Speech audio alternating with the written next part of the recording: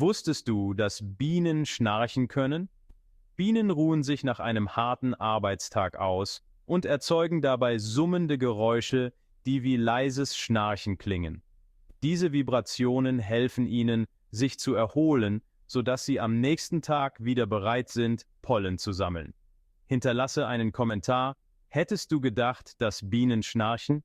Teile dieses Video, um deine Freunde zu überraschen. Folge uns für mehr verrückte Fakten.